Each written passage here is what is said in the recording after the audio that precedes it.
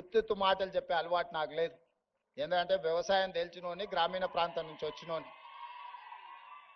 మన చేనుకు ఏ పురుగు పడితే ఏ మందు కొట్టాలో ఏం ఎరువేయాలో తెలిసినోని. తెలంగాణకు పట్టిన చీడను పీడను ఎట్లా వదిలించాలో నాకు బాగా తెలుసు. వాళ్ళు అనుకుంటుండొచ్చు ఎంగిల్ పీస్ రాదని.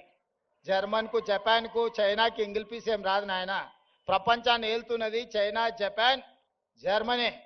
అక్కడ ఇంగ్లీషు రానే రాదు. కనీసం మనం ఏబిసిడీలన్నా రాయగలుగుతున్నాం. మరి ఇవాళ ప్రపంచాన్ని శాసిస్తారు ఇంగ్లీష్ మాట్లాడే అమెరికా. చైనా సప్లైస్ ఆపితే ఒక గంట కూడా బతకలేదు. ఒక 1 అవర్ కూడా అమెరికా జీవించలేదు. అమెరికా ఎంత అప్పు ఉందంటే చైనాకు, వాడిని ఆ అప్పు మొత్తం కట్టడానికి వంగబెట్టి బండ పెడితే మొత్తం అమెరికాని చైనాకు అప్పచెప్పాల్సి వస్తుంది. వానికి ఇంగ్లీష్ వచ్చా? జపాన్కి ఇంగ్లీష్ వచ్చా? జర్మన్లో ఉండే ప్రజలకు ఇంగ్లీష్ వచ్చా? మా ఈడ ఉండే యువమిత్రులు కూడా ఇంగ్లీష్ రాదు అనేది ఏం పెట్టుకోకండి. అదేం పెద్ద విషయం కాదు. మనకు మానవత్వం ఉండాలి, మనకు మనసు ఉండాలి. ఇవాళ రాష్ట్రాన్ని నేను పరిపాలిస్తలేను అనే మంచిగా 2 ఏళ్ల నుంచి మీరే చూసారు కదా. కావాలంటే 10 మంది ఇంగ్లీష్ వచ్చిన వాళ్ళని ఉద్యోగస్తులను పెట్టుకుంటే మాట్లాడవా అని చెప్పొచ్చు ఒకరి తర్వాత ఒకరిని. మా తమ్ముళ్ళకు, మా చెల్లెళ్ళకి నేను అదే చెప్పదలుచుకున్నా. మీరు ఆత్మస్థైర్యాన్ని కోల్పోకండి. భాష అనేది ఒక కమ్యూనికేషన్ మాత్రమే, అది నాలెడ్జ్ కాదు. నాలెడ్జ్ వేరు, కమ్యూనికేషన్ వేరు. మనకు నాలెడ్జ్ ఉంది, మన కమిట్మెంట్ ఉంది, మన కన్విక్షన్ ఉంది.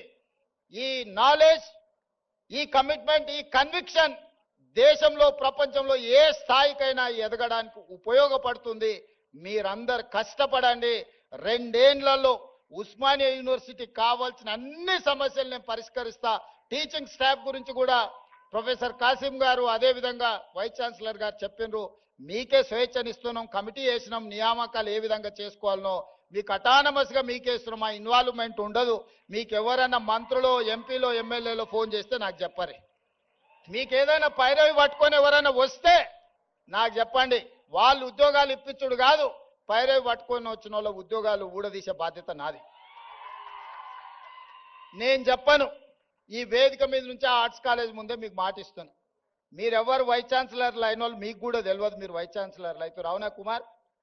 ప్రొఫెసర్ కుమార్ గారు మీరు చెప్పండి, మీకు తెలుసా ఆర్ట్స్ కాలేజ్ అవుతారు అని? టీవీలో చూసుకున్నారు కదా. గంటా చక్రపాణి గారు ఇక్కడనే ఉన్నారు. వాళ్ళు వైస్ ఛాన్సలర్లు అయింది కూడా వాళ్ళ టాలెంట్ను చూసి, వాళ్ళ కమిట్మెంట్ను చూసి వాళ్ళైతే వీటిని సరిదిద్దుతారని ప్రభుత్వం వాళ్ళని వీసీలుగా నియమించింది. వాళ్ళ యొక్క శక్తి, వాళ్ళ యొక్క సామర్థ్యం, వాళ్ళకున్న ఆలోచన ఇవన్నీ వాళ్ళని వీసీలను చేసింది. రేపు కూడా ఇదే విధానాన్ని మీరు అవలంబించండి. నో పొలిటికల్ ఆబ్లిగేషన్, నో పైరవి. ఎవరిని కూడా ఎంత వారున్నా కూర్చోబెట్టి కాఫీ ఇప్పించండి. మా ఎంపీలో, ఎమ్మెల్యేలో, మంత్రులు వస్తే మర్యాద ఇవ్వండి, మర్యాదలో లోపం చేయకండి. ఛాయ్ తాగిపించండి, మధ్యాహ్నం వస్తే ఇంత భోజనం పెట్టండి, కానీ ఓ టీచర్ ఉద్యోగం మాత్రం ఇవ్వకండి. ఒక టీచర్ ఉద్యోగం పైరవికారుడికి ఇస్తే రాబోయే 35 ఏళ్ళు 8,000 మంది పిల్లల భవిష్యత్తు వాళ్ళు జడగొడతారా? ఆ అధికారం మీకు లేదు, నాకు లేదు. పిల్లల జీవితాలతో చెలగాటమాడే అధికారం మీకు లేదు, నాకు లేదు. చదువు చెప్పి పిల్లల సమస్యల్ని పరిష్కరించి వాళ్ళని తెలంగాణ సమాజంలో ప్రయోజకులను చేసే వాళ్ళను మీరు సిబ్బందిగా నియమించుకోండి. మీకు కావాల్సిన సహకారాన్ని అందించే బాధ్యత నాది. ఈ ఉస్మానియా యూనివర్సిటీ తెలంగాణకు గుండెకాయ. గుండెకు జబ్బొస్తే మనిషి పోతాడు.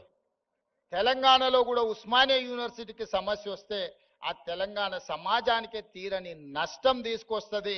తప్పకుండా ఈ ఉస్మానియా యూనివర్సిటీ వేదికగా మా ప్రభుత్వం వైపు నుంచి మీకు చెప్పదలుచుకున్న, మీకు స్వేచ్ఛ ఉంది, సామాజిక న్యాయం జరుగుతుంది, సమానమైన అవకాశాలు ఇస్తాం. రాజకీయ పార్టీల ఉచ్చులో పడకండి, చదువుకోండి, భవిష్యత్తును నిర్మించుకోండి. సమస్య వచ్చినప్పుడు నిటారుగా నిలబడి కొట్లాడండి. సమస్యల మీద కొట్లాడుతా అంటే నేను వద్దనను. ఇక్కడ కొట్లాడబట్టే తెలంగాణ రాష్ట్ర కళ సాకారమైంది.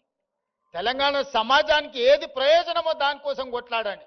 ఏ రాజకీయ పార్టీ జెండాలు ఎత్తాలనో, వాళ్ళ మోచేతి నీళ్లు తాగాలనో ప్రయత్నం చేయకండి. సర్వ స్వతంత్రతను మీరు నిరూపించుకోండి. ఉస్మానియా యూనివర్సిటీ అంటే ఒక క్వాలిటీతో కూడుకున్న విద్య అందిస్తారు. ఇక్కడ విద్యార్థులు ప్రపంచాన్ని నడిపించగలుగుతారని నిరూపించాల్సిందిగా మీ అందరికీ సూచన చేస్తూ, అన్ని రకాలుగా ప్రభుత్వం అండగా నిలబడుతుంది. అభివృద్ధి చేసుకుందాం, ఒక స్ఫూర్తిని నింపుకుందాం. మన పూర్వ తరాల నుంచి వచ్చిన ఒక స్ఫూర్తిని భవిష్యత్తుకు పునాదులుగా మార్చుకొని అభివృద్ధి పదం వైపు నడిపిద్దామని మీ అందరికీ తెలియజేస్తూ, మీలోనే ఎవరు ఊహించగలరు ఒకరోజు ఇక్కడ నిలబడి మాట్లాడే అవకాశం ఇక్కడ ఉన్నోళ్ళకే రావచ్చు. నేను జిల్లా పరిషత్ మెంబర్ అయినాడు కూడా ఎవరు ఊహించలే. నేను తెలంగాణ ఉద్యమం సందర్భంగా ఇక్కడికి వచ్చినప్పుడు కూడా ఎవరు అనుకోలే. కానీ ఇవాళ అవకాశం వచ్చింది. నిబద్ధతతో ఉండండి, నిరంతరం కష్టపడండి, ఖచ్చితంగా ఫలితాలు వస్తాయి. ప్రభుత్వం గుర్తిస్తుంది, ప్రజలు గుర్తిస్తారు. తెలంగాణ సమాజం కష్టపడ్డ వాడిని కష్టాన్ని వృధా పోనివ్వరు. తెలంగాణ సమాజం మిమ్మల్ని గుండెల్లో పెట్టి చూసుకుంటుంది. మీ తల్లిదండ్రుల కళ్ళల్లో ఆనందం చూడడానికి కష్టపడి డాక్టర్లు, లాయర్లు, ఇంజనీర్లు, ఐఏఎస్లు, ఐపీఎస్లు కావాలి. అదే నా కోరిక. మీలో కొంతమంది నాయకులై రాష్ట్రాన్ని పరిపాలించాలని ఆశిస్తూ మీ అందరి దగ్గర సెలవు తీసుకుంటున్న ధన్యవాదాలు మిత్రులారా. ఎక్కడైనా ఒక ముఖ్యమంత్రి గారు ఈరోజు ఉస్మానియా యూనివర్సిటీని ఏ విధంగా నిర్మించుకోవాలనో ముగ్గురు అంతర్జాతీయ స్థాయి ఆర్కిటెక్ట్స్ తోని ఈరోజు డిజైన్స్ చేసి మీ ముందల్నే పెట్టినాం. మీరు చూడండి, దాన్ని ఏ విధంగా అభివృద్ధి చేసుకోవాలనో, ఇంకా ఏమైనా అందులో పొందుపరచాలన్నా మీ ఆలోచనలను తీసుకొని నిర్మాణం పనులు నెలాఖరికి నిర్ణయం తీసుకుంటాం. దయచేసి ఇక్కడికి వచ్చిన మేధావులు కానీ విద్యార్థులు కానీ ఒక్కసారి ఆ 3 కన్సల్టెంట్స్ ఏదైతే ఇచ్చిండ్రో ప్రణాళికల్ని మీరు పరిశీలించి ఖచ్చితమైన నిర్ణయం తీసుకొని ఇవ్వండి. మంచిగా ఉస్మానియా యూనివర్సిటీని అభివృద్ధి చేసుకుందామని తెలియజేస్తూ మీ అందరి దగ్గర సెలవు తీసుకుంటున్నా.